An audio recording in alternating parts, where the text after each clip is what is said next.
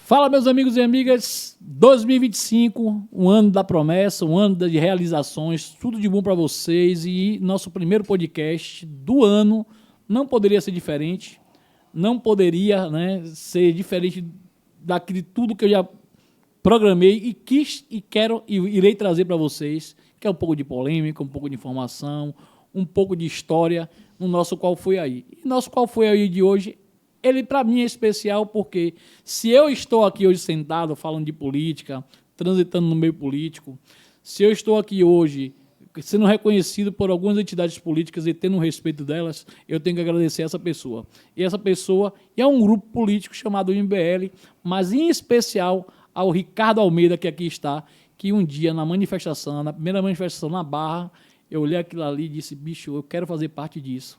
E aí eu fui besta, idiota, dizer, velho, eu quero fazer parte disso, como é que faz? Aí ele fez, suba aí, vai ser fácil, vai ser bom. Sugamos a sua alma. E assim começou. Ricardo, seja bem-vindo ao nosso Qual Foi Aí. É isso, Kira. Para mim é uma grande honra fazer esse programa com você. Sempre os nossos bate-papos rendem boas reflexões. Espero que vocês que estão nos assistindo gostem também. E aí, só resumindo aquela história, o Siqueira entrou no MBL foi 2015? Foi na primeira manifestação na Barra, literalmente. Foi a primeira. Primeirona. No dia, eu acho que foi a de abril. Foi de abril. Teve a de março que eu não fiz, a de abril que eu fiz. Foi de abril. Aí você chegou dizendo que você queria participar, entrou, se tornou um dos militantes mais ativos lá do movimento, deu uma contribuição assim imensa naquele processo de montar as manifestações.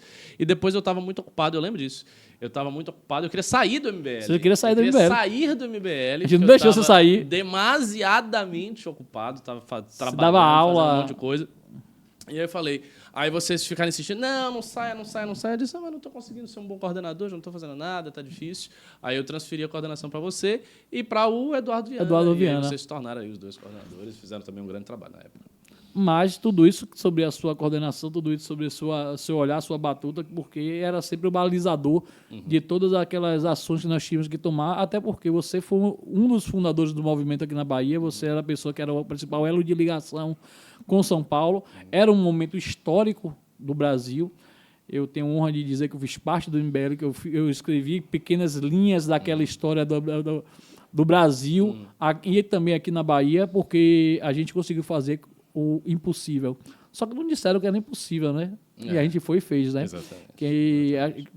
Para quem não sabe, a gente começou com manifestações que eram feitas por Facebooks, que era uma novidade, que eram redes sociais. A gente não tinha milícias, por assim dizer, a gente não tinha militâncias, eram pessoas anônimas que apareciam lá, que comungavam da mesma pauta, que comungavam do mesmo sentimento de indignação, de querer mudanças. E a gente, vamos fazer o que aqui? Vamos botar um trio elétrico, vamos falar sobre o quê? Até a pauta. E aí juntavam-se com outros grupos que existiam na época, que eram Vir para a Rua, nas ruas, era Revoltados Online de São Paulo, e daqui a pouco aparecia aqueles loucos também, né? O pessoal da intervenção militar.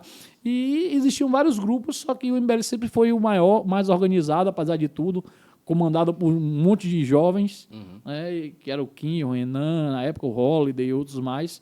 Mas aqui na Bahia a gente começou com um trabalho, era divertido demais, a gente fazia aquelas loucuras que a gente fazia aqui. Era muito gostoso a gente fazer o trabalho porque a gente acreditava e acredita no que a gente sempre defendeu.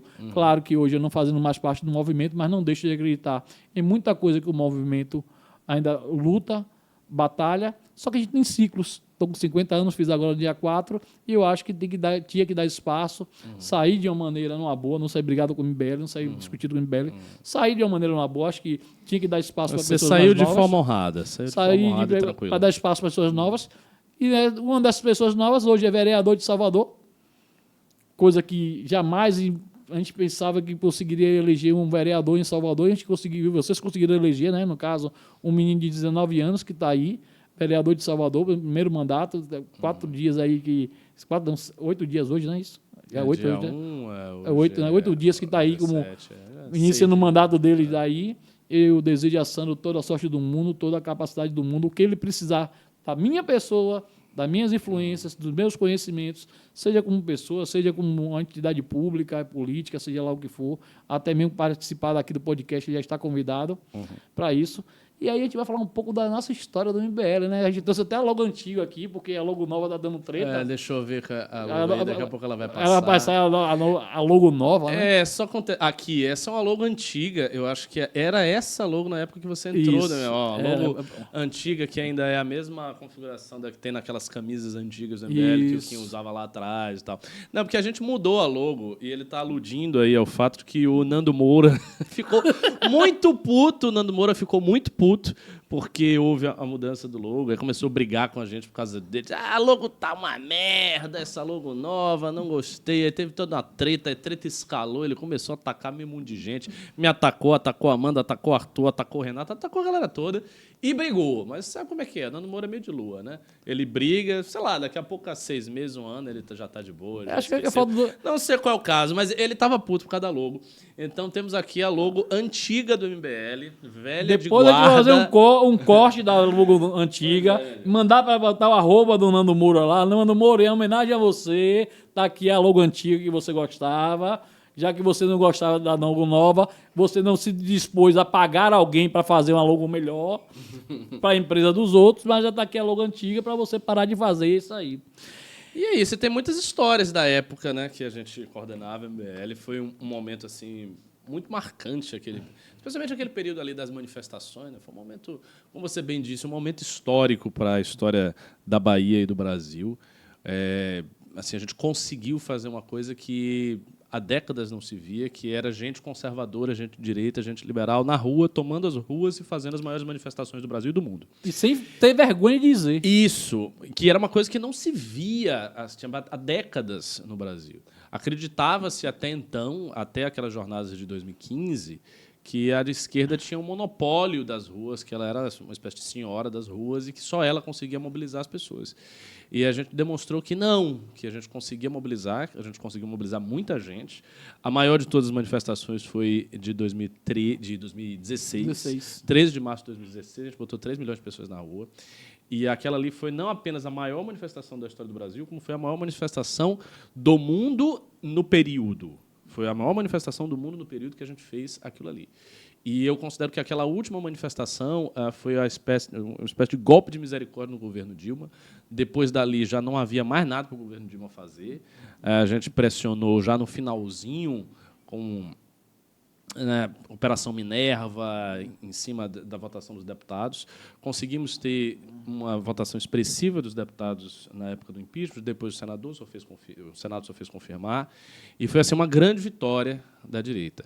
Para nós do MBL, infelizmente, uma vitória que depois se demonstrou uma vitória, não impeachment em si, mas o pós-impeachment problemático, porque veio um governo Bolsonaro, do qual nós nos tornamos críticos bastante acerbos e duros do governo Bolsonaro, especialmente quando ele começou a entrar numa conversa de golpe de Estado e manifestações em prol de intervenção militar. Era uma posição que já na época o MBL rechaçava assim, duramente, então a gente não queria misturar o que nós estávamos fazendo.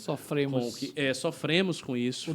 Não foi uma coisa fácil. O Derrete MBL. Não foi um processo fácil, foi um processo de muito ataque, muito duro, mas, felizmente, eu posso lhe dizer, Siqueira, com segurança, que hoje o movimento está bem mais bem estruturado do que naquela época. Não há comparação em termos de orçamento, estrutura física, alcance midiático e, agora, alcance parlamentar, com o fato de que nós conseguimos eleger algumas pessoas, não muitas, mas algumas, fora de São Paulo.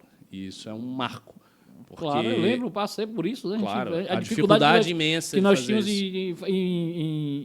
não em lançar candidatos, mas em eleger candidatos. A gente tinha quadros muito bons, pessoas muito preparadas, mas a gente não tinha o empresário, você lembra disso? E puxando um pouco esse gancho aí da questão... O empresário até hoje a gente não tem, né? Não, mas assim, lembra... Puxando um pouco das manifestações, o que acontecia? As pessoas achavam e acham até que as manifestações eram só manifestações, que não acontecia mais nada por trás das manifestações. Mas eu cansei de participar de reuniões com a gente e, vamos botar um carro de som na frente da loja do deputado fulano de tal, pedindo para ele pedir o voto a favor do impeachment. Lembra que a gente botou uma vez aqui no centro de Guatemi, aqui, tinha um deputado que tinha uma loja de pneu, que até faliu, por sinal. Eu acho que era o José... Era alguma coisa assim. Zé Nunes? Isso. Não era o Zé Nunes? Era, eu acho que era o Zé Nunes. a gente botava o carro de som na frente da loja do cara, dizendo para ele voltar. E aí viu o botava segurança. faixa e tudo, botava foi uma faixa. confusão, Ou seja, nós juntos... Ele me ligou puto. Puto. Me ligou. Márcio pessoalmente, Marinho, Márcio Marinho também, o deputado também, Márcio Marinho, o pastor Márcio Marinho também, que não gostava de ser cobrado, É. porque a gente ligava, a gente sentava na casa de Ricardo, que era o nosso bunker, Ficava lá. e ficava lá com todo mundo com o telefone na mão, enchendo a com a paciência lista dos dos caras. deputados, ligando para os deputados, porque a gente tinha o telefone pessoal dos deputados, porque os amigos dos deputados que queriam votar a favor diziam, liga para fulano e cobra para fulano aí, para poder votar. E a gente ligava, todo mundo. Um ligava, desligava, o outro ligava. Um ligava, desligava. Ou seja, a gente fez várias ações, botamos carros de som no Corredor da Vitória para forçar deputados que moravam no Corredor da Vitória a votar a favor do impeachment. O nego ficava puto da vida, porque 9 horas da manhã tinha um carro de som para cima e para baixo no Corredor da Vitória, falando isso. E não era só a manifestação, teve a caminhada, que foi uma coisa histórica que o MBL fez, de São Paulo até Brasília, para levar lá esse manifesto. Nós tivemos também outras ações em relação a tudo que aconteceu, dentro do processo, que deu acampamento em Brasília também. E aí quem não podia ir, ficou em seus núcleos, fazendo suas ações.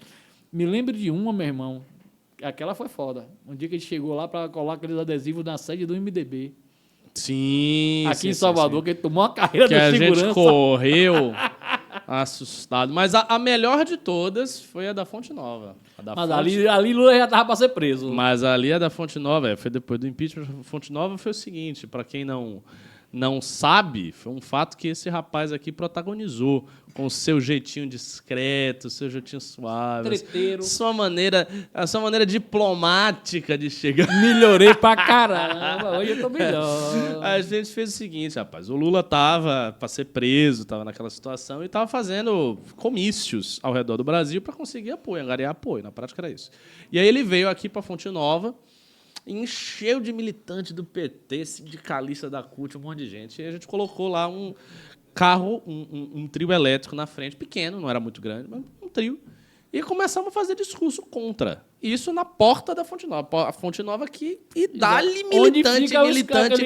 Estacionamento em frente à Fonte Nova ali. E aí tava lá fazendo discurso, não sei o que, papapá, e tinha um pichuleco de 10 metros de altura. Que veio de Maceió. Do Lula preso. Que veio de Maceió, não era nosso, foi emprestado, inclusive, por um outro movimento.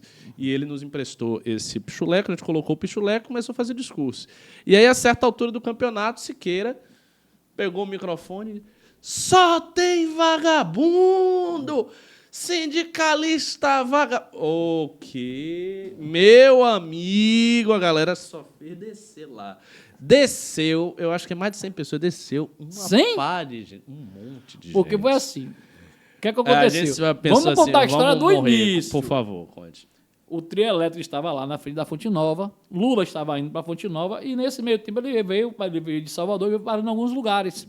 E aí vinha uma galera da intervenção militar já perseguindo ele nesses lugares. Aí a galera da intervenção militar nos viu lá e a gente estava tentando montar o pichuleco. O pichuleco não conseguia subir o gerador de vento lá deles, não conseguia levantar o pichuleco, porque tinha um vento do lugar e mais o vento que não conseguia fazer. Tipo, estocar o vento como Dilma queria fazer. E aí a gente estava lá segurando a corda, tal. Aí tinha um cara chamado Cristiano, que era um líder comunitário, com o microfone na mão, na escada do trio elétrico, só que com palavras. Não, porque nossa democracia, porque o PT. Aí o senhor virou para mim.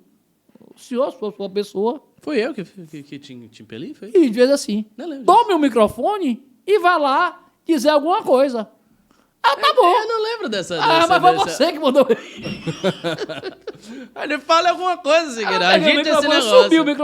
Subi com o microfone na mão, todo aqui de cima. Aí me chega um rapaz, um cadeirante, com a camisa vermelha.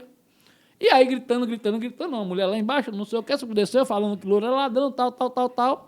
Aí daqui a pouco o cara diz, eu tô aqui, não sei o que, eu fiz, rapaz, todo mundo que tá de camisa vermelha é vagabundo. Meu irmão, quando eu olhei pra escada da Fonte Nova, aquela galera subindo, eu falei, desceu. aquela parte da minha vida eu fiz merda.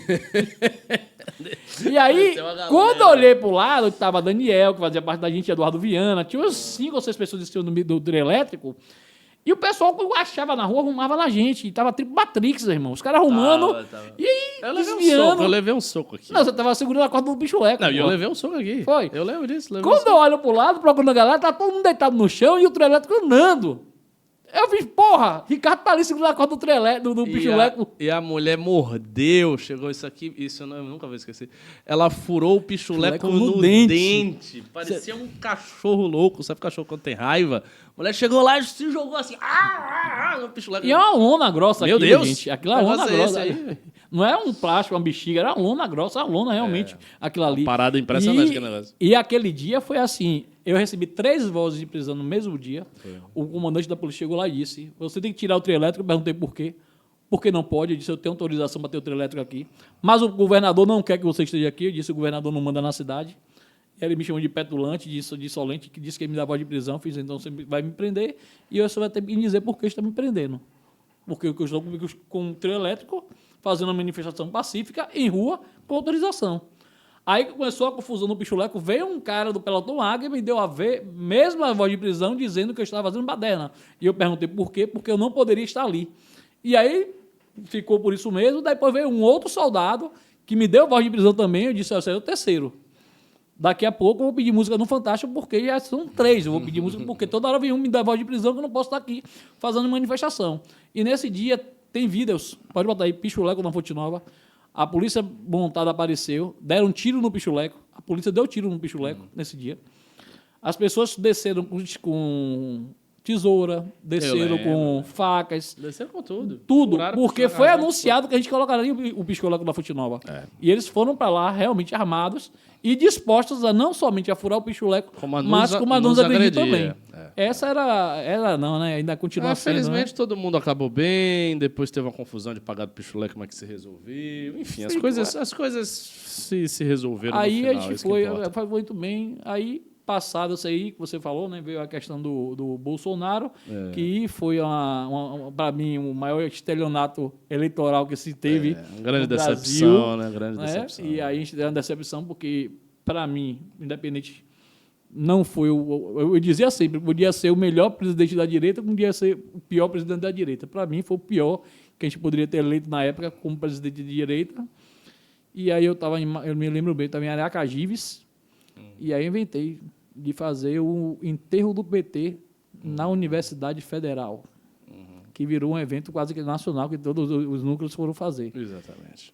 E foi uma zona do caralho, porque eu cheguei lá para fazer o enterro Era do divertido, PT. né? Não, se queria ter saudade, não. Eu sinto falta desse tipo de militância. Agora você faz a política mais de Mas eu bastidores, sinto articulação. Eu sinto falta dessa militância do Uma MBL, coisa mais- de fazer essas tretas. Esse Quente. negócio de fazer vida questionando é legal, mas tem que botar alguém criativo para fazer umas tretas de vez em quando. Vida de gravar, de indagar é legal, mas tem que criar umas tretas de vez em quando. Botar os meninos para tomar uns tapas nas costas, sair correndo de algum lugar para outro, sem ser gravando vídeo. Mas digo e repito, tenho orgulho da época que eu fiz parte do MBL, porque eu fiz acreditando nisso. Lembra aquela exposição do cu?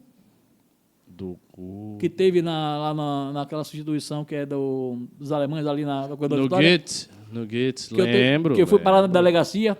Lembro. Que Arthur pegou um áudio meu e ainda botou o áudio no o baiano fala vu! Você preso, vu! Aí virou até um meme nisso aí.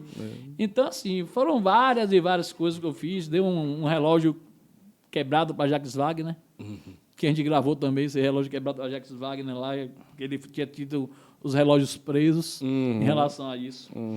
Mas aí, Ricardo, isso foi o MBL na minha época. Hoje o MBL mudou, o MBL está muito mais institucional. Muito e você falou que ele cresceu. Muito. E ele cresceu, mas é graças a você. Isso aí, desde quando você estava em Salvador. Você está sendo generoso. Não. Eu tenho uma participação muito razoavelmente porque grande. Você mas, sempre enfim. teve essa ideia de criar uma militância, né, de não pegar pessoas somente e fazer militância, mas de se criar uma militância com uma certa ideologia, com um certo pensamento, e que essas pessoas fossem, ano após ano, seguindo o MBL, e aí, daí em diante, selecionar algumas pessoas para se tornarem coordenadores e até mesmo viessem a ser candidatos, como aconteceu agora em relação a isso. Foi criada a academia, na época que foi lançada, foi um sucesso. A gente teve, sei lá, eu fiz parte da academia, tem muita gente lá da academia que fez parte, foi uma coisa que motivou bastante, ensinou muita coisa, se aprimorou no segundo e terceiro ano, mas o MBL hoje, se ele consegue ter pessoas eleitas, eu digo sempre o seguinte: é graças a você, aquele porque trabalho foi, é o fruto da academia. foi Esses essencial. meninos que tinham 16 anos, hoje eles são eleitores. Então eles acompanharam o MBL quando eles não podiam votar, mesmo com 16 anos, e hoje tem 19, 18, 20 e poucos anos, e são eleitores e votam nas pessoas que eles assistem do MBL. E isso é um trabalho que somente o MBL faz, ninguém hoje faz, nem partido político. Eu converso com políticos e digo, todos os dias aos políticos que eu converso, vocês têm que olhar para o que o MBL faz em relação à militância, porque a esquerda já não faz mais militância. A esquerda tinha os sindicatos, que eram bancados pelos fundos sindicais, que não existe mais. Tem uma certa estrutura de máquina e tal, mas não tem o trabalho que vocês fazem, que é de conscientização. Tanto aí que você vê que as manifestações que Lula tenta fazer são totalmente esvaziadas por falta de pessoas que pensam como ele gostaria que pensasse. Eu acho que sendo sistemático, assim, para tentar ser didático para quem está nos assistindo e não conhece bem o MBL, eu diria que alguns marcos aconteceram na história do movimento, desde o impeachment, eu acho marcos de organização institucional, né, que são assim, muito importantes.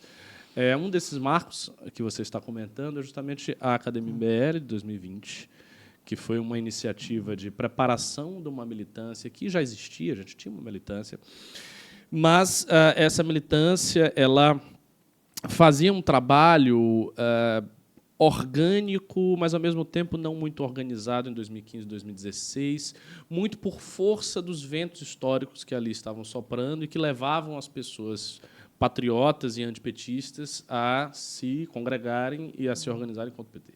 Então, isso acontecia, mas a gente não tinha muito controle, não tinha uma formação daquelas pessoas. Por exemplo, você entrou, simplesmente você foi entrando, fazendo as coisas, aprendendo na prática o que você tinha que fazer, mas você não teve sistematicamente alguém para lhe dar uma aula, para você assistir isso, para você fazer aquilo, não houve isso. A mesma coisa no meu caso.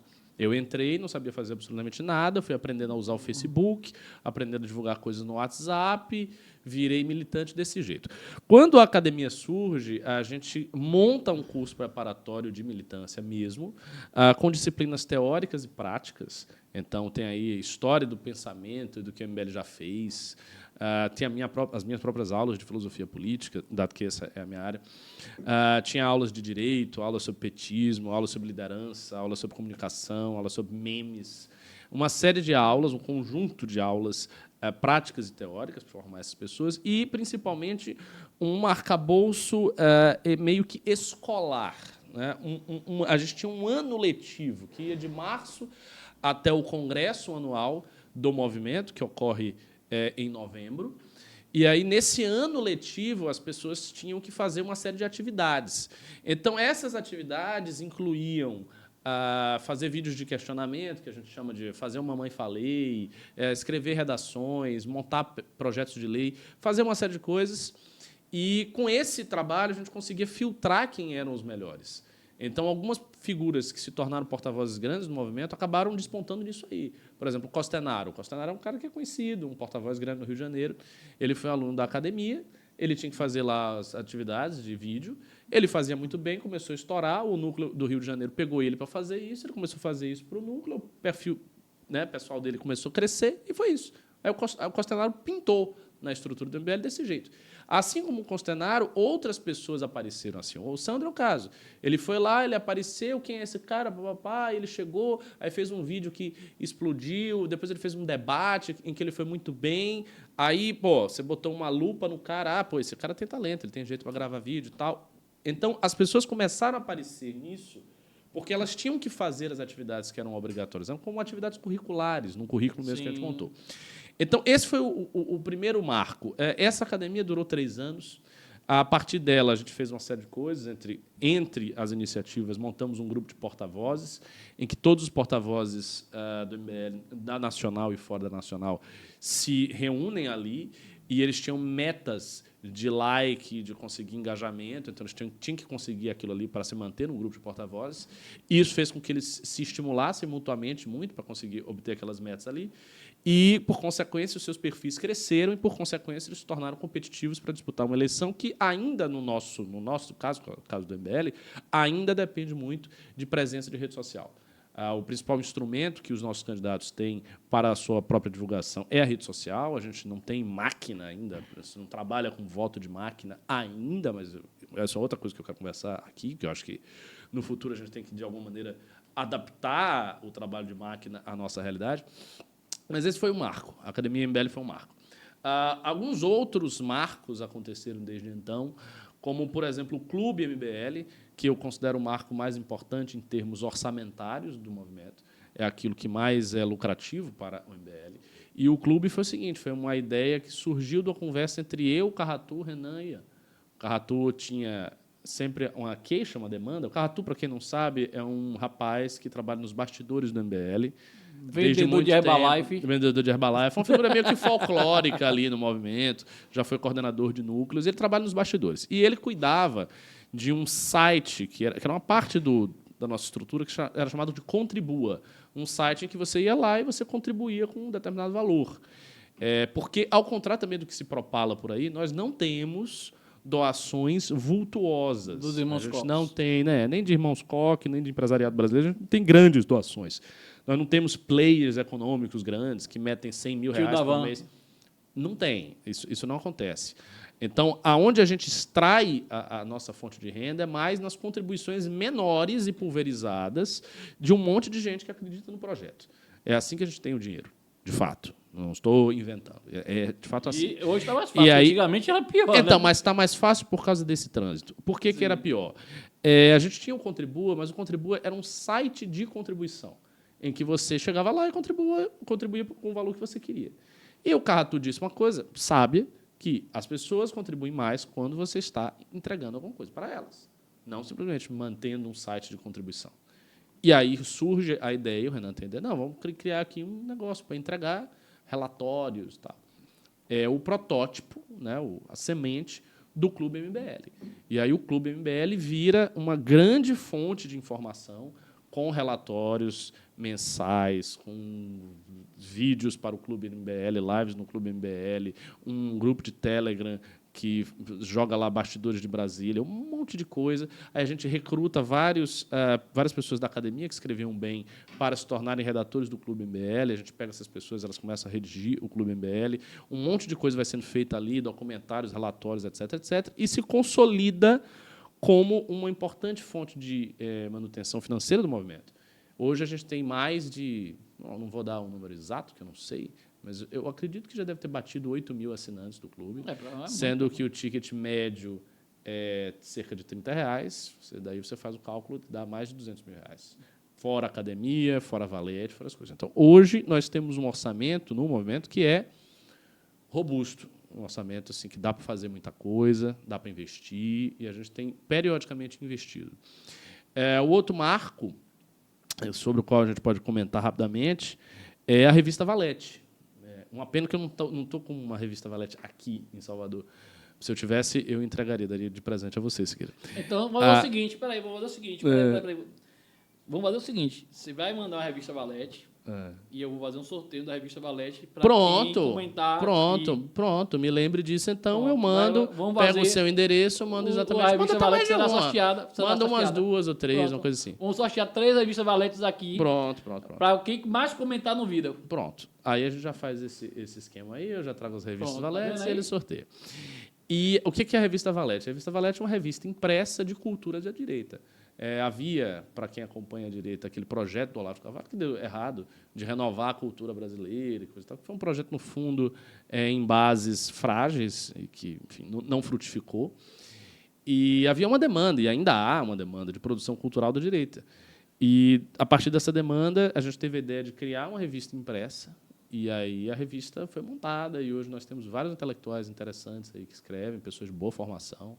Então, a gente tem aí doutores em filosofia, doutor em antropologia, doutor em ciência da religião, temos escritores, Tem um baita escritor e cronista brasileiro que escreve sempre lá, o Alexandre Soares Silva, outro escritor que é um romancista do Brasil, Carleno Bocarro.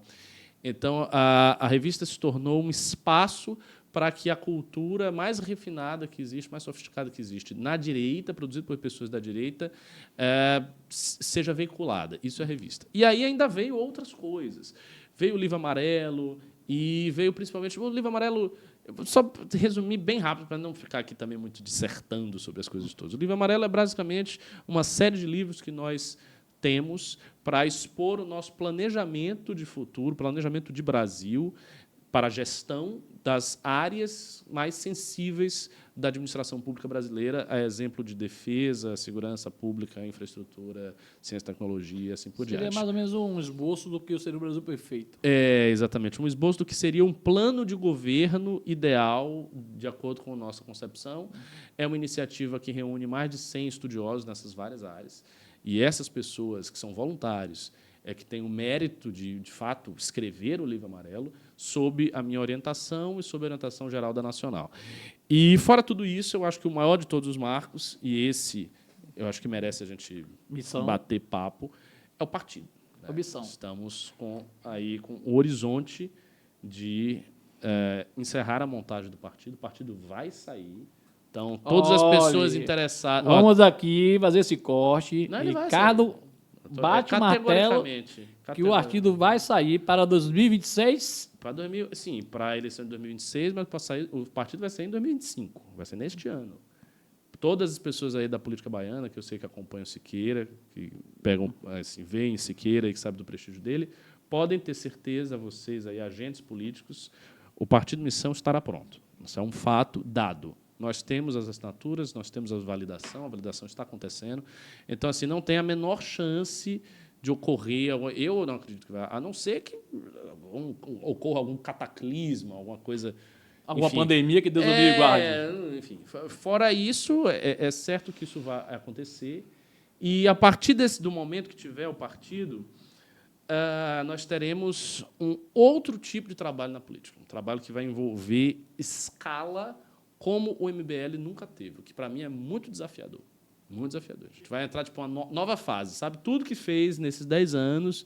Chegou aqui e agora vamos começar uma nova fase. É tipo outra coisa. É tipo... Você entrou numa outra fase do jogo. Você escalou o Pão de Açúcar, agora vai para o Everest. É tipo isso. Você vai enfrentar uma outra... É outro jogo, outra Ricardo, realidade. Eu fico curioso da seguinte maneira. Vamos lá. Por exemplo, o partido ele será feito, claro, com pessoas da sua grande maioria que são oriundas do MBL. Ponto. Só que vocês terão que ter pessoas também que não são oriundas do MBL, Sim. mas que pensarão, digamos assim, a priori, parecido com o MBL, em muitos pontos, mas que irão divergir do MBL em outros pontos. Claro. Como é que vocês vão conseguir equilibrar esta balança dentro de um partido que vocês estão tomando conta? Por exemplo, eu me lembro de Marlon. Eu lembro que o MBL estava com a presidência do partido lá em São Paulo, quando houve a candidatura do Patriota. Isso, e o Marlon saiu para candidato a vereador, e o Marlon tinha uma proposta, que era do Uber até, que era quase que estatizar o Uber. Um sindicalismo o sindicalismo uberista. do Uber. Nada a ver com o MBL. Que era nada a ver do MBL, sendo que o partido, tudo bem que não era do MBL, mas era o partido estava sob a batuta do MBL, e vocês tinham o Marlon, que era um cara que queria praticamente sindicalizar o Uber. Como é que vocês vão conseguir lidar com isto dentro do partido, quando vocês fecharem suas chapas, que vocês vão precisar de nomes para fechar as chapas, porque, quem não sabe, você tem que ter um número mínimo de pessoas filiadas ao partido para você fazer a chapa. Ou seja, você precisa de 40 pessoas, você precisa de 40 pessoas que tenham voto e, além de voto, pensem minimamente igual ao movimento para isso. Então, vamos lá. Essa é uma belíssima pergunta. Eu acho que, na realidade, essa é a pergunta crucial. Essa é a grande pergunta, como fazer isso. Eu tenho algumas ideias sobre como fazer isso, que eu ainda preciso discuti-las agora em janeiro e ver o que vai ser implementado ou não. São ideias que são coisas da minha cabeça. Mas, pela lógica das coisas, eu acho que há alguns mecanismos que podem ser aí montados e acionados para isso. O primeiro mecanismo é aumentar a escala da própria Academia MBL. Então, a gente tem a tarefa para esse ano de remontar a Academia MBL, que sofreu uma pausa de 1 ano com uma outra iniciativa que veio no seu lugar, que acabou não sendo uma iniciativa exitosa, e a gente vai retomar a Academia MBL. A Academia MBL normalmente estava batendo, no início, 3.000 alunos, depois 2.000, depois 1.000 e tanto, porque os alunos não se renovavam. A gente tem que ver um meio, e eu não sei qual é, que inclui desde alteração de preço, redução de preço, até trabalho de incentivos, até buscar bolsas com mais intensidade, enfim, pensar várias formas desse resultado ocorrer, que é o aumento da quantidade de alunos na Academia MBL. Porque aí a conta é muito simples. Imagina que a gente teve 3 anos de Academia MBL, que disso resultou X eleitos que foram agora para a eleição, X figuras competitivas e tantos eleitos. Se a gente faz uma regra de 3 simples, ora, se a gente tiver muito mais gente na Academia MBL, a tendência é que haja muito mais gente com potencial eletivo para 2026. Conta simples. Então, esse é o primeiro ponto. E se você tem muito mais gente em 2026 que passou o filtro de 2 anos da academia, também é de se esperar que você tenha muito mais gente com pensamento alinhado ao movimento e que seja leal a nós. Então, esse é o primeiro ponto. O segundo ponto que eu acho que tem que ter é a gente montar um site que vai ser uma espécie de central de captação de todas as pessoas interessadas na missão, independente de se elas estão na academia ou não, quem elas são. Todo mundo que tem interesse em disputar a eleição na missão vai para uma central, que tem que ser um site muito bem feito. E no site a pessoa se cadastra colocando alguns dados básicos. Já disputou a eleição, qual foi a sua filiação partidária, de onde você é, coisa assim. Aí a gente faz um escrutínio dessas pessoas e nós temos que ter planos de metas de divulgação desse site. Impulsionamento do site, divulgar em live, divulgar nos vídeos, divulgar em coisas para o site chegar a mais gente, todo mundo da política ficar sabendo que tem esse site, e daí pessoas interessadas entrarem em grande quantidade. Bom, quando você junta essas duas coisas, aí qual é o desenho que se monta juntando essas duas coisas, se essas duas iniciativas obtiverem êxito? O que se junta você vai ter mais candidatos potencialmente elegíveis do MBL, em cima de uma base mais gorda ainda de pessoas que querem entrar na missão. Estas pessoas aqui que querem entrar na missão e que não fizeram academia, elas são uma espécie de time B. A elas poderá ser facultado o ingresso na academia facilitado, né, com valores muito mais baixos, enfim, dá um jeito da pessoa tentar entrar. Se ela não quer, ela só está aqui, essa galera aqui ela vai formar o grosso das nossas chapas. Aí vai depender muito do tamanho do nosso alcance desses 2 pontos aqui. Se a gente tiver muito alcance, imagine, por exemplo, se nós tivermos, sei lá, 600 a 700 pessoas interessadas no Partido Missão na Bahia. Aí você consegue selecionar dessas 700 pessoas um número suficiente para você montar a chapa de federal ou de federal estadual ou uma só. E aí você consegue. Aí a pergunta que você pode fazer, que estava embutida na pergunta anterior, é: tá, beleza, mas suponha que essa galera toda aqui tem uma galera que tenha voto, mas que não tenha nada a ver com o movimento. O que você faz com essa pessoa que tem voto e não tem nada a ver com o movimento? Só há uma coisa que você possa fazer. Você tem que pegar a pessoa que tem voto aqui, ou seja, na galera que foi formada no MBL, e fazer com que ela cresça o suficiente para que ela leve e essa pessoa não leve. Ou, se essa pessoa levar, esta leva em primeiro, esta leva em segundo, e levando em segundo, estando ali isolada num corpo político mais abrangente, aí a gente faz uma imposição ideológica. E aí a pessoa vai numa linha ideológica que a gente queira. Eu tendo a achar, por exemplo, que pessoas que não têm uma ideologia muito definida de nada e que têm um voto, sei lá, de classe, se essas pessoas não tiverem que defender coisas que são muito díspares ao que o movimento diz, a tendência é que elas se adaptem à ideologia que nós temos. Vocês não têm medo que aconteça com o Partido Missão, o que aconteceu com o Novo Não, ter sido roubado literalmente? Não, porque no caso da missão, a maneira de defender-se do roubo é garantir o controle dos diretórios estaduais. O que dá para você fazer para tomar um partido é você ter diretórios estaduais que destituem a presidência, destituem a nacional. Isso a gente não vai ter. Por quê? Porque a gente vai botar as pessoas nos diretórios estaduais, que são obrigatórios de serem montados, pessoas de estritíssima confiança. Então, somente pessoas de muitíssima confiança vão estar nos diretórios estaduais. que é o que interessa para constituir a Executiva Nacional, e isso vai assegurar o controle do partido. Os diretórios municipais e as outras instâncias do poder, a gente pode ser bem mais flexível. Se você juntar este rigor aqui com flexibilidade mais na base, você tem, ao mesmo tempo, flexibilidade suficiente para trazer pessoas de fora que podem agregar, pessoas da política e de classe, enfim, gente que está aí nos meandros da máquina eletiva brasileira. Você pode trazer essas pessoas, ao mesmo tempo que você mantém um controle rígido do partido, porque a constituição da executiva vai ser através dos diretórios. Então, essa é uma maneira de você prevenir essa tomada de partido. Então, assim, nós temos... Veja, a gente reflete sobre isso. A gente tem linhas aqui novo, de... né? O Novo foi...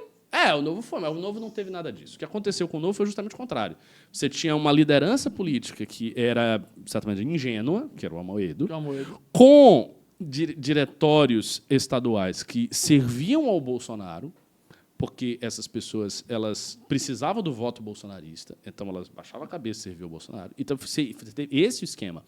No nosso caso, não vai ser assim. Então, por exemplo, quem vai comandar o Partido Missão aqui na Bahia sou eu. Ponto final. Isso não tem conversa. E eu não tenho nem mandato e nem vou ter mandato. O que já é uma coisa estranha, né? Bom, o cara diretor, mas vai ser desse jeito, porque, como eu sou de estritíssima confiança, vai passar aqui na minha mão. E a gente vai montar as coisas desse jeito. Aí pode acontecer do seguinte, pode acontecer, sei lá, de eventuais... Pode acontecer um ou outro aparecer aí. Isso, eventuais candidatos se aborrecerem com isso, ou tentarem tomar, ou tentar fazer um jogo de influência, a gente vai localizar e vai tirar. Porque, para nós, também tem uma coisa, Siqueira, é preferível que a gente cresça mais lentamente do que queira crescer com muita pressa e perca completamente a identidade. Porque existe esse risco. Eu quero crescer, bota qualquer um aí, vamos que vamos, quem vier aí com a grana, com a força, vai enfiando. Seguinte, já teve muito político de mandato dizer, velho, qual foi aí daquele partido do MBL? Então, tem muita gente que muito político eu sei. Qual foi aí daquele partido do MBL? Vai sair, rapaz. Eu sei, porque as pessoas estão de olho e político de mandato. Eu sei, recentemente, 12 vieram me perguntar. Por quê? Porque os partidos eles estão fazendo suas coligações, né? Estão fazendo suas uniões, e cada vez mais o cash de voto aumenta. Eu sei. Se você eleger hoje no tipo PDT da vida, que a votação mínima esperada era 8 mil votos, foi 10 mil votos. Você pegar a União Brasil, é 10 mil votos. Ou seja, acabou aquela história de você se eleger com 4, 5 mil votos. Entendeu? Então, assim, o próprio Santos teve 12 mil votos. Então, quando eles olham para um partido como o Missão vai ser criado, que vai estar aí, eles já estão vendo, opa. Só que também tem um outro caso. O Missão, ele chega sem fundo partidário.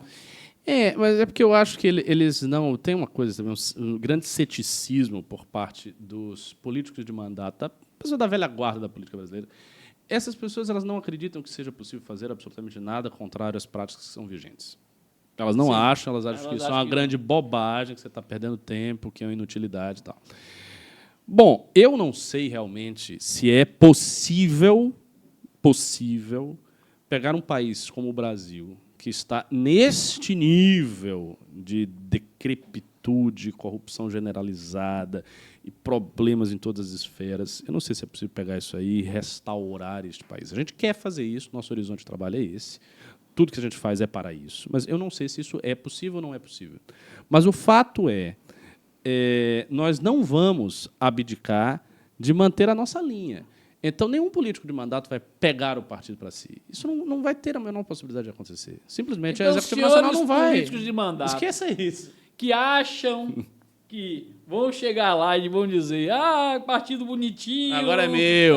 Faz o que eu quiser. Eu vou fazer como eu quero. Esqueçam. Não vai rolar. Porque eu conheço o Ricardo e... não vai rolar. Conheço muito bem. E a gente fazia isso muito bem aqui dentro dos nossos núcleos aqui. Era assim. Claro, a gente identificava que tinha gente que estava querendo dar o velho golpe, dar a volta por cima, chegar lá pelo presidente... E se chegar pro Renan, meu irmão... Mais difícil ainda. Vai ser a pior pessoa que você vai conseguir. O Renan é uma pessoa profundamente fechada quanto a isso. Ele já falou inúmeras lives, inúmeras análises renais que isso não vai rolar. E isso não vai rolar. Nem ele, nem o Ale, nem ninguém quer que isso role. Porque isso, assim, se for para fazer isso, é melhor não fazer nada. É aquela coisa, se for para ter mais um partido do Centrão... Mas um partido somente para... Para que você fazer partido? Para ganhar dinheiro? Aí, cara, velho, aí é melhor não fazer nada, entendeu? É melhor não fazer nada. Então a gente vai fazer do jeito certo e o plano que, pelo menos eu tenho desenhado na minha mente, é esse que eu apresentei para você. Eu acho que isso é um plano viável. O quanto a gente vai conseguir crescer é um fator que eu não sei. Se de um deputado a gente for para 3, ou de 1 para 4, ou de 1 para 8, aí eu não sei se a gente vai crescer muito, se vai crescer mais ou menos, ou se vai crescer pouco. Mas alguma coisa a gente deve crescer. A gente terá um candidato a presidente, certamente, em 2026. Mas você já sabe o nome? Não sabemos o nome. Tem muita gente sendo cogitada, até o Arthur Duval está. Se ele recuperar... Não, eu não acredito que o Gustavo Lima viesse para o nosso partido. Eu acho que se ele fosse fazer alguma coisa, provavelmente ele ia para outros lados, eu acho. A gente sempre cogita o Danilo Gentili, que tem aquele namoro do Danilo ir ou não, cogita o Silberado. A gente não sabe quem vai ser, mas a gente vai ter alguém. Qualquer pessoa a gente vai ter. Porque o que a gente entende?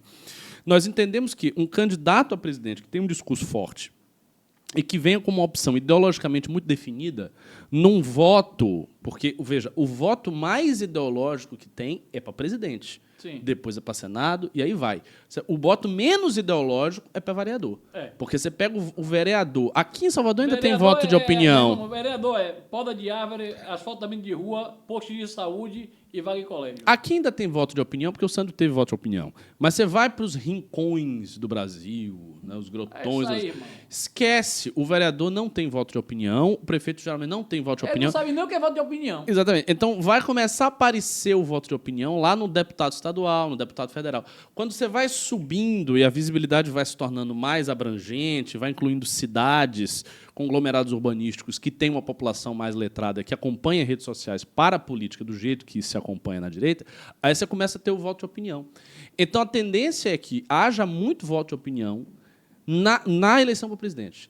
Se a gente pegar um naco desse voto, uma fatia desse voto de opinião, que seja 4, 5, 6%, já é mais do que suficiente. Nossa. Já é uma coisa muito grande. Eu lembro que a gente pegou o Flávio Rocha, que tinha sido deputado federal, que tinha 0, e a gente levou a 1%, fazendo uma campanha pífia, porque não foi uma campanha estruturada, exatamente, não tinha nada, apesar de ser um cara multimilionário, mas foi uma campanha muito corrida, tipo, e muita gente torcendo contra. E ele próprio, ele era um candidato devagar, ele não tinha uma boa retórica, ele tinha limitações ali. Não, e o próprio bolsonarismo contra... Sim, bolsonarismo no auge, no prime do bolsonarismo. Dizendo que não tinha que ser, e chegamos lá, até botou até 2%, acho que foi 2%. A gente conseguiu colocar, porque foi o trabalho do MBL. Foi do MBL, fundamentalmente do MBL. Do MBL, carregar Flávio Rocha, que não foi um peso fácil de carregar Flávio Rocha, porque era uma pessoa maravilhosa, mas... um candidato pesado, uma âncora. Exatamente. Não tinha ele não conseguia ter uma desenvoltura na frente de um microfone que ajudasse muito, mas era uma pessoa maravilhosa. E aí a gente teve que fazer aquela equipe, né, que foi aquele Brasil 200. Isso, e depois foi outra ideia do Renan, que foi cooptada por outros, roubada, né, e transformada em maneira de se ganhar dinheiro aí dos caras que já tinham dinheiro, que era nada mais era do que juntar empresários para se unir em prol de um país melhor. Só que os caras viram a maneira de fazer palestra e ganhar dinheiro.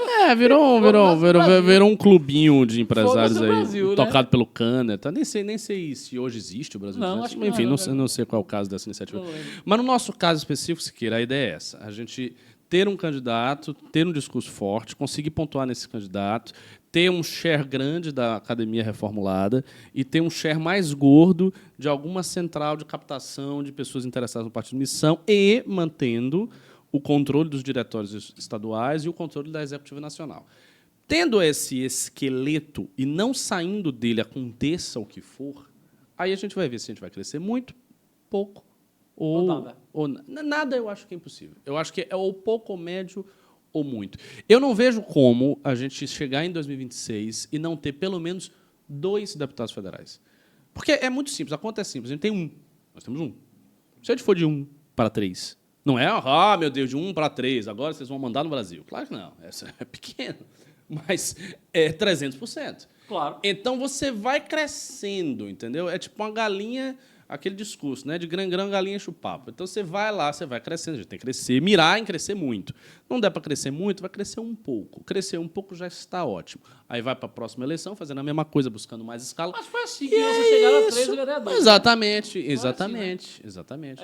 Acho que a gente chegou a ter os vereadores que nós temos por isso. A pressa, não tem pressa. Acho que tem que ter pressa. A gente teve pressa em mudar o Brasil E nessa pressa de mudar o Brasil, nós elegemos Bolsonaro e vimos que a pressa só fez retardar ainda mais, digamos assim, uma melhoria do nosso país. Porque a gente elegeu o Bolsonaro e depois voltaram a eleger o Lula. Ou seja, a gente regrediu muito mais porque a gente tinha pressa de botar alguém que achava que tinha capacidade dentro daquele espelho que nós nos olhávamos e dizer, não, isso aqui nos representa em alguma coisa, e no final foi aquela decepção. Claro, nós temos ainda uma dificuldade que eu disse que eu ia comentar, mas depois eu vou deixar você fazer a pergunta para você conduzir, se é que a gente tem tempo, não sei se já está no final.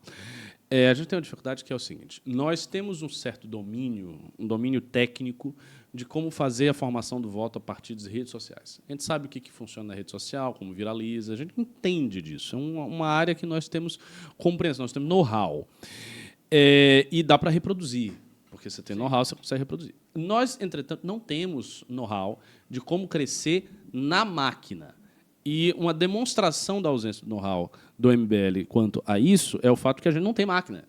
E nós temos um deputado federal, um estadual, mas não tem máquina. Temos gabinetes, não tem máquina. Não tem tipo, uma subprefeitura, uma secretaria, um pedaço da máquina do Estado. Isso não temos.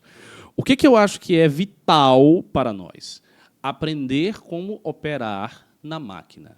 Nós temos alguns anos para aprender como operar na máquina. Operar na máquina nos traz 2 desafios que são os seguintes.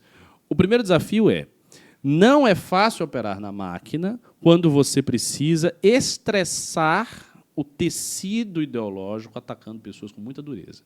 Porque a máquina, que se chama de máquina do Brasil, que é basicamente o seguinte: cargo e colocar pessoas e colocar gente aqui. De repartições públicas que trabalhem e que lhe representem. Mas as pessoas que fazem bem esse trabalho, elas não são pessoas, via de regra, quase nenhuma delas, que tem um discurso ideologicamente muito quente, muito intenso. Porque a intensidade do discurso aqui atrapalha você fazer isso. Porque quando você começa a operar a máquina, você começa a se relacionar com muita gente, Sim, com muitos partidos, com muitos órgãos, com muitas forças políticas. Você começa a botar o pé em várias coisas. Se você está com o pé em várias coisas, começa a ser difícil você bater. Você bate, você puxa, você quebra pontes. Bater é quebrar pontes. Então, você tem que bater de um jeito que você não quebre todas as pontes, principalmente que você não quebre as pontes que você mesmo está fazendo. Então, essa é a primeira dificuldade. E a segunda dificuldade, que eu considero maior até do que essa, é como operar na máquina sem ser desonesto ou profundamente conivente com desonestidade e corrupção. Isso é muito difícil. Porque o lubrificante, digamos assim, do funcionamento da engrenagem da máquina pública no Brasil é a propina. É o roubo, o superfaturamento, tudo que envolve isso. A gente é assim. Isso é um fato, é assim em todos os níveis, do nível municipal, federal, isso é uma coisa generalizada. Então, se você não quer cair nisso aqui e, portanto, ficar comprometido com um sistema que a gente acredita, com razão, que está viciado, você não pode fazer as mesmas práticas, você tem que evitar. Mas como é que você vai operar na máquina sem utilizar esse lubrificante que é o dinheiro poroso indo para cá, para cá, para cá, para cá, para cá? A gente não tem uma solução ainda sobre isso.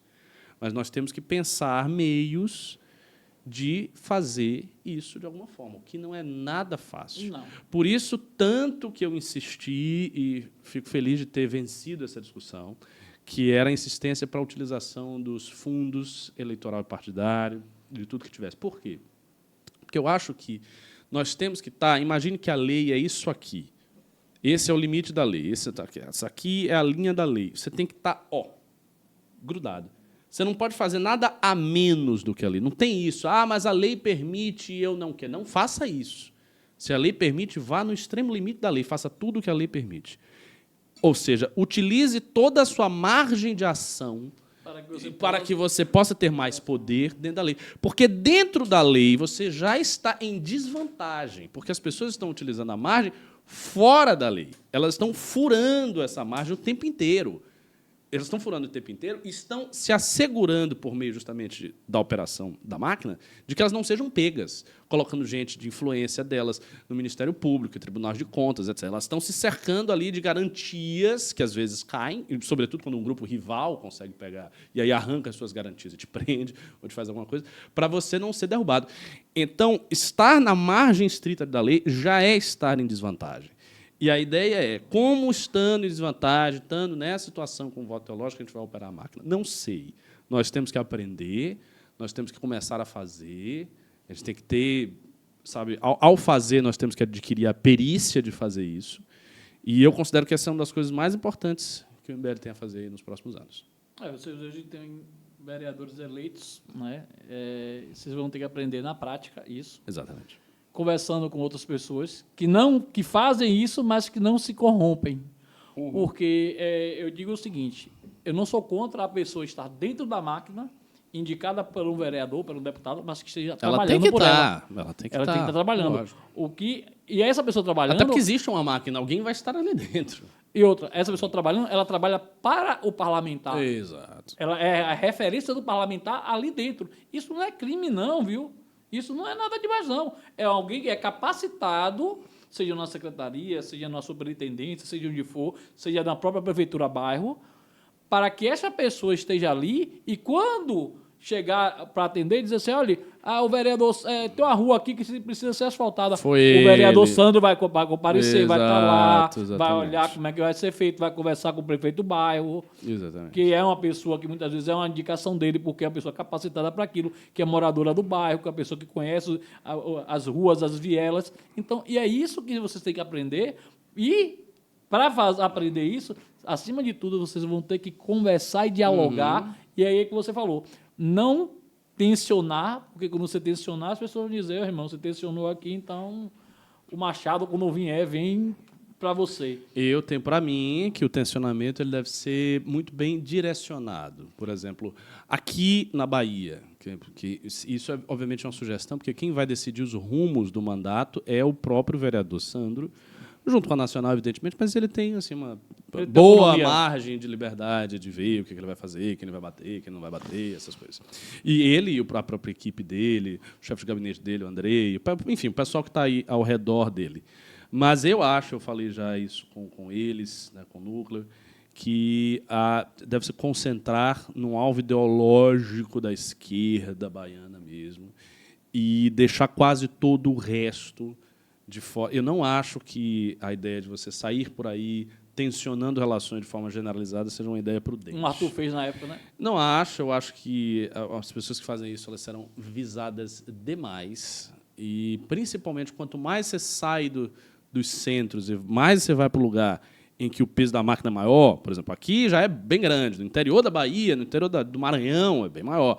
Quanto mais você vai para lá, mais difícil é a sua incursão, ou seja, como se você tivesse várias pessoas que estão com flechas ali, com lanças, para te pegar.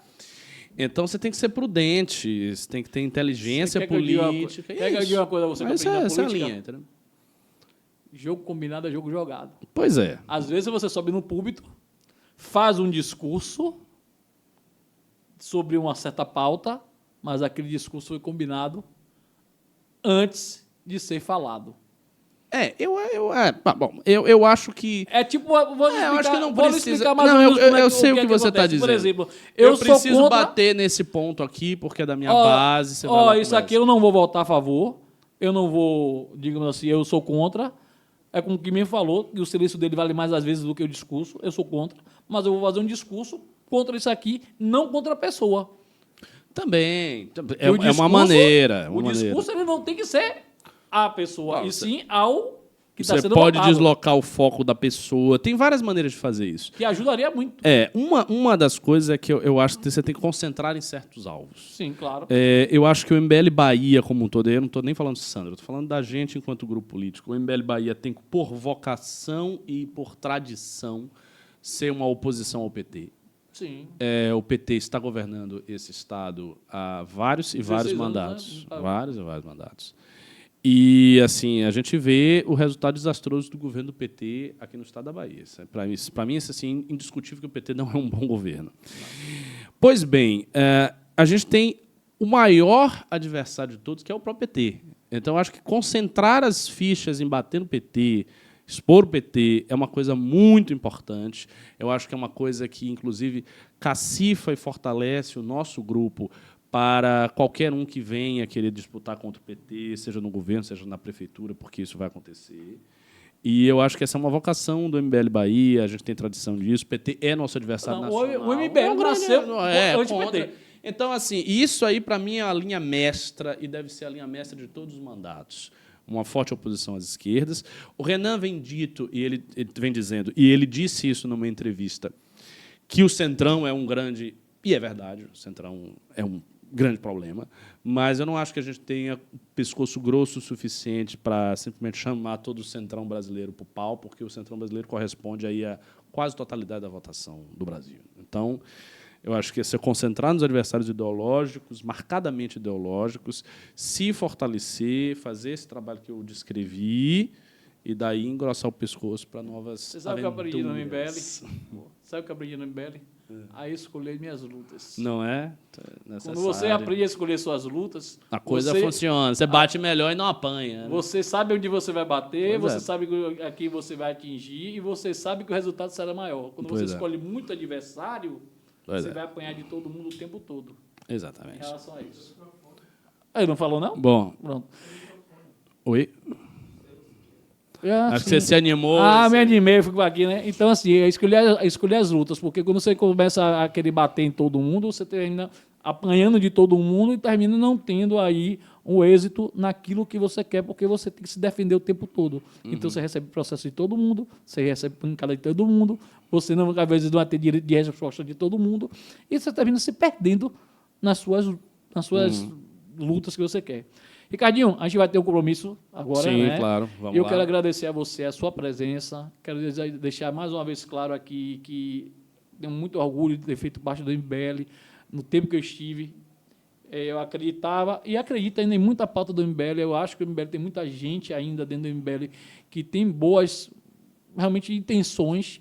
O movimento ele precisa existir, ele precisa realmente se fortalecer. Eu espero que o Sandro venha fazer um bom mandato aqui em Salvador, que ele venha realmente trazer a chama da esperança de uma direita, não a direita bolsonarista, aquela coisa que a gente está cansado de ver, que é Deus, pátria, família, e isso para mim não é política, isso para mim não é o que importa para aquela pessoa que está ali precisando realmente de um colégio melhor, de uma escola melhor, de um posto de saúde, do remédio, do asfalto, tudo, que vai muito além disso, que se façam projetos, diminua-se, né, até os discursos de embates, mas que realmente que venham com projetos, que venham assim com o trabalho. Eu espero que o Sandro faça isso, que o MBL consiga fazer isso. Deixo à disposição do Sandro, do próprio MBL, porque é um grupo que eu gosto. Não tenho nenhuma mágoa com o MBL sair, porque eu já tenho 50 anos, meu neto tem 3 anos. Então, acho que precisava ser renovado. Sair, tenho amizades, continuo tendo, e o que depender de mim, estarei aqui para ajudar, seja no meu podcast, seja no nosso site, seja numa conversa política com um deputado, com um vereador, com quem for que seja, com o secretário, que nós temos amizades, e o Sandro vai ter ainda mais ainda por estar vereador. E seja bem-vindo sempre que estiver aqui na Bahia. Vamos sortear as 3 revistas Valetes que você vai mandar. Bora. E aí, vamos deixar aqui, mandar um beijo para Cauê, que está lá na Itália, que eu vi que está Acho passeando. que voltou já. Voltou, Tá mas passeando lá, tava aproveitando. O pessoal que está lá, Carratu, disse que ele para de vender aquela merda daquela Herbalife, que não dá dinheiro, nem emagrece ninguém. Aquele Carratu. Quem que fica andando por lá? Deixa eu ver. Renan, mandar um beijo para Renan também, daí, só para ele ficar, agora botou o cabelo, ficar menos bravo comigo.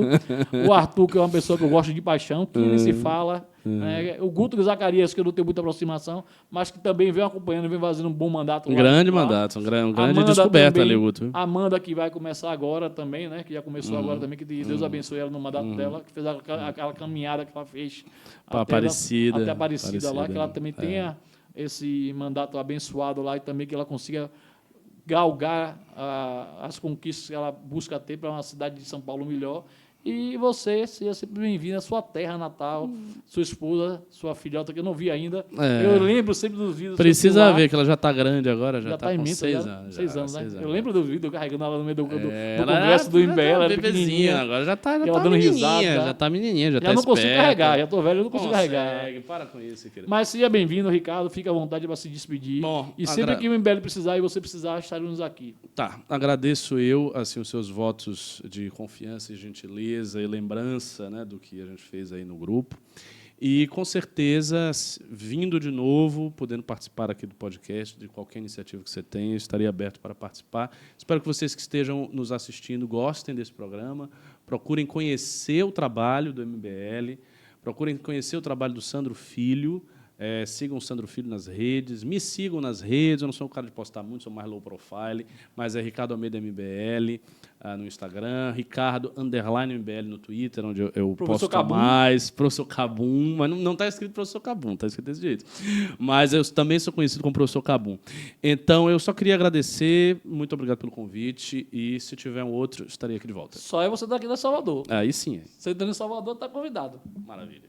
Pronto. Gente, muito obrigado. Esse foi o nosso primeiro Qual Foi Aí 2025.